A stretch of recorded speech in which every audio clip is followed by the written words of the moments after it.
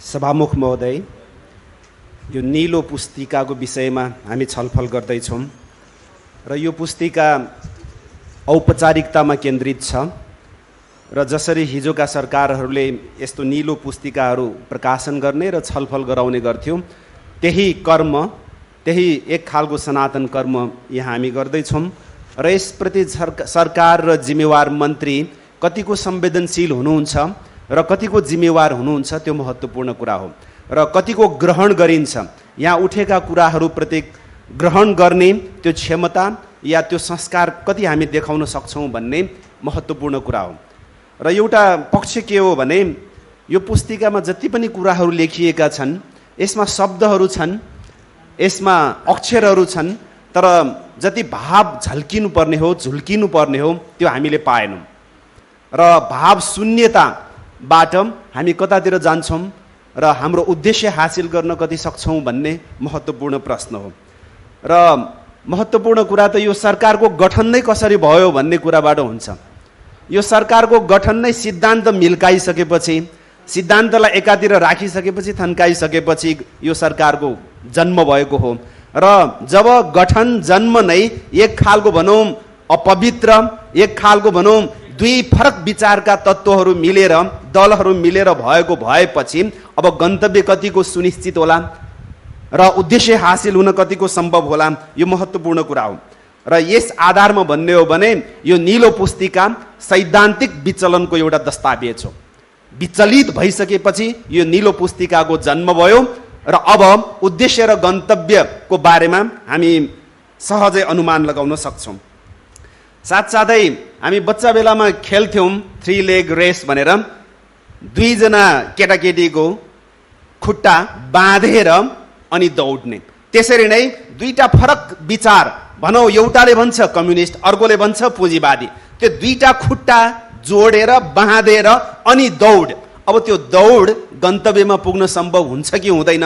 हामीले कसरी जनतामाथि विश्वासघात गरिरहेका छौँ, जनतालाई कसरी हामीले गलत ढङ्गमा आश्वासन दिइरहेका छौँ, यसबाट पनि हामी अनुमान लगाउन सक्छौँ। बरु सिधै भन्थ्यौँ हामी पुँजीवादतर्फै नै अगाडि बढ्छौँ, हामी सिधा साधा जनता तल्लो वर्गलाई हामी हेर्न सक्दैनौँ भनेर घोषणा गरिदिउँ, त्यसमा फरक हुँदैन। यस विषयमा पनि प्रश्न हुन आवश्यक छ भन्ने मलाई लाग्छ। र अर्को, यो पढिरहँदा 6 वटा जति हामीले हेऱ्यौँ, सुन्यौँ र राइटर, रचनाकार, लेखक एउटै हो कि भन्ने हाम्रो आशंका छ। होइन भने त्यसको खण्डन होस् भन्ने हाम्रो विनम्रतापूर्वक अनुरोध छ।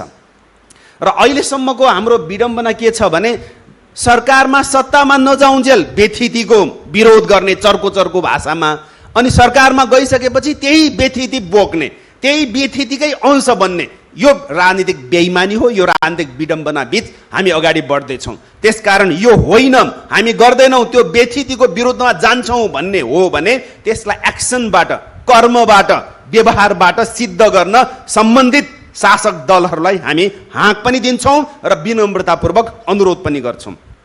र अहिले यहाँ समाजवाद, यसमा एउटा पोइन्ट पनि छ, 14मा संविधान बमोजिम हामी समाजवाद उन्मुख हुन्छौँ भनेर लेखिएको छ।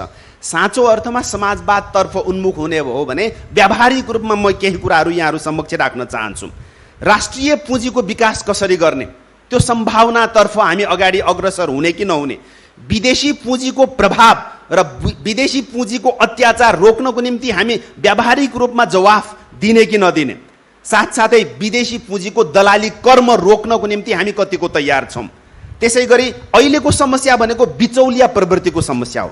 बिचौलिया प्रवृत्तिको अन्त्य नगरिकन हामी अगाडि बढ्न सक्दैनौँ। त्यसै गरी नाफाखोरहरूको अत्याचार, अहिलेको सहकारी भन्नुहोस्, बैङ्क भन्नुहोस्, सबैतिर भन्नुहोस्, नाफाखोरहरूको अत्याचारबाट जनतालाई कसरी मुक्त गर्ने, साथसाथै राष्ट्रिय सम्पत्तिको, राष्ट्रिय पुँजी, राष्ट्रिय सम्पत्ति र सामुदायिक र सामूहिक सम्पत्तिको जगेर्ना संरक्षण कसरी गर्ने प्रदेश सरकारले बोल्नुपर्छ। सामुदायिक शिक्षाको धेरै कुरा आइसकेको छ, स्वास्थ्य सुविधा, स्वास्थ्य सहुलियतका विषयहरू धेरै आइसकेका छन्। त्यसकारण जनतालाई सहज ढङ्गमा स्वास्थ्य उपचार, शिक्षाको सुविधा कसरी उपलब्ध गराउने, साथसाथै खेती कृषिको विषयमा फलफुलको खेती, सिँचाइको बन्दोबस्त, पुष्प खेती, तरकारी, मासुजन्य वस्तु, अन्न उत्पादन, यसको वृद्धिमा व्यावहारिक रूपमा कसरी हामीले एड्रेस गर्ने, त्यो महत्त्वपूर्ण कुरा हो। र अहिलेको इन्धन र ग्यासको आयातले गर्दा हामी साह्रै समस्यामा छौँ। त्यसलाई बन्द गर्नको निम्ति विद्युत उत्पादन विद्युतीकरणको विषयमा कसरी व्यवहारमा हामी अगाडि बढ्ने, electrification is equal to socialism भनेर लेनिनले एकचोटि उल्लेख गर्नुभएको थियो। यसमा हामी कसरी संवेदनशील भएर अगाडि बढ्ने, सेवा सुविधाको विकेन्द्रीकरण अर्को महत्त्वपूर्ण एकैछिन मैले समय लिएँ सभामुख महोदय।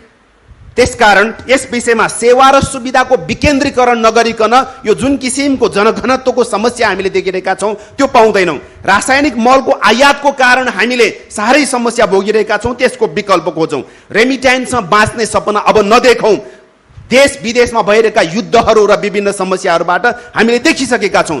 विदेशमा उपचार, विदेशमा शिक्षा, अर्को यो एक खालको भनौँ हाम्रो मुद्रा सञ्चितिमा जुन किसिमको समस्या छ त्यो हो एउटा कारण। साथसाथै जबसम्म हामी शिशुस्याहार केन्द्र र बालोद्यानहरूको बन्दोबस्त गर्दैनौँ, आदर निकेतनहरूको बन्दोबस्त गर्दैनौँ, महिलाहरूलाई श्रमशक्तिमा रूपान्तरण गर्ने विषयमा संवेदनशील हुँदैनौँ, तबसम्म हाम्रा समस्याहरू समाधान हुँदैनन्। त्यसकारण युवाहरूलाई खेलकुद र अनिवार्य सैनिक तालिमको बन्दोबस्त र पर्यटन र सम्पदा संरक्षण हाम्रो एउटा उपाय हुन सक्छ। त्यस विषयमा पनि संवेदनशील हौँ भन्ने अनुरोधका साथ मेरो भनाइ टुङ्ग्याउँछु। धन्यवाद।